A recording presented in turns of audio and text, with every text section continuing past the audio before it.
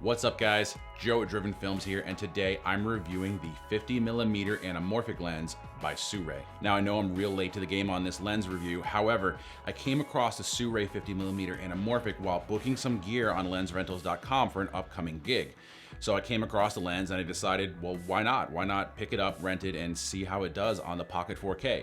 While renting the lens, I did a bunch of testing with it. I shot a car show at 8 a.m. I shot some indoor footage, outdoor footage. I shot during the night, day, golden hour, you name it. I shot just about everything I could think of just to give you guys a nice range of example footage to show you what this lens is capable of on something like the Blackmagic Pocket 4K.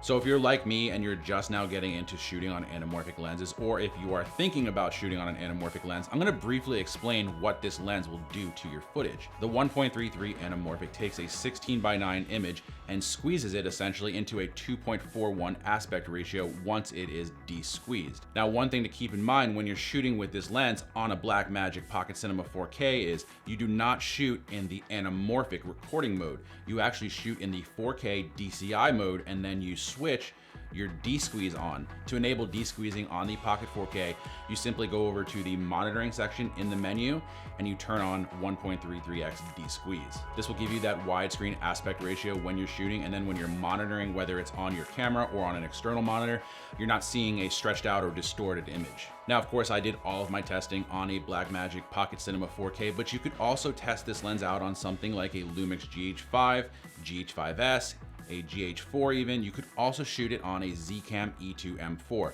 The Sirui Anamorphic lens comes in 3 mount options. It comes in a Micro Four Thirds option, which I'm testing here, as well as a Fuji X and a Sony E mount. All 3 of those lens mounts cover a super 35mm sensor. Now, I'm sure that some people are gonna complain that there's no full frame. Oh my God, there's no full frame. But keep in mind, full frame anamorphic lenses are extremely expensive. Now, taking into account the 2x crop factor on Micro Four Thirds sensors, this 50mm lens will look a lot more like a 100mm lens on a full frame equivalent. But there is good news for those of you who do want a wider lens.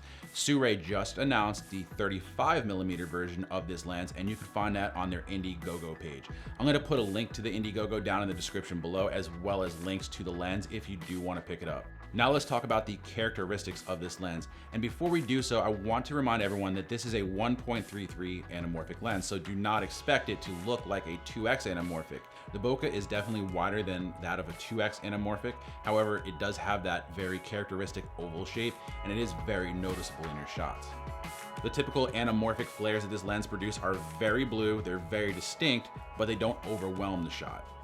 Overall, it's a pretty sharp lens, even when shooting wide open. And I'll be honest with you, at $700, I was pretty surprised with how sharp this lens actually is. Thanks to having focus peaking on the Pocket 4K, I was able to pull focus pretty quickly and easily every single time, even when shooting wide open.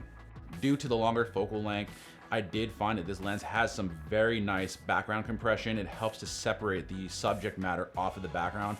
I was very pleasantly surprised with this. Overall, the background compression looked amazing. I didn't get to test this lens with any of my ND filters. However, I did throw on a Pro Mist quarter filter just to see how it would affect the lens. Pro Mist definitely reduced the flaring substantially, and it gave the footage a very dreamy, ethereal look. Overall, I think that the Pro Mist gave this lens a very nice, characteristic, and very distinct look, which you can see here in the example footage. Now on to the build quality of this lens, and at $700, I am very impressed what Sirui put out here. You're not getting a plastic housing, it is actually all aluminum. And I think that is very high quality and very surprising, especially considering that it's a $700 lens. Even though it has an aluminum housing, the lens comes in at only 1.23 pounds, and that's due in part to the fact that it is a Micro Four Thirds lens, giving it that smaller form factor. This makes it very capable to toss on your camera and put it on a gimbal without any balancing issues. The Sirui 50mm lens does have a 67mm filter thread size, so I ended up having to pick up a 67 to 77mm step-up ring so I could use all of my filters. Now, we mentioned pricing. This is a $700 lens, and I think that is overall a pretty good bargain considering that there are no other anamorphic lenses in this price range. What I am excited to see is other manufacturers possibly coming out with a cheaper anamorphic lens to compete with the Sirui. At only $700, I definitely consider the Sirui Anamorphic lens to be a very good entryway into shooting anamorphic. If you'd like to rent this lens and test it out for yourself, you could do so by going to lensrentals.com via my affiliate link in the description below. You can also get 15% off of your rental by using the coupon code DrivenFilms15. Now let's say you've watched the review, you've tested the lens, and you want to just pick it up and purchase it outright. You could do so by going to my affiliate link in the description below and picking it up. By using any of the affiliate links below, you are helping to support this channel and helping me to keep producing content for you guys. All right, guys, that wraps it up for this video. If you enjoyed it, please give it the thumbs up and let me know what you think about this lens in the comments section below.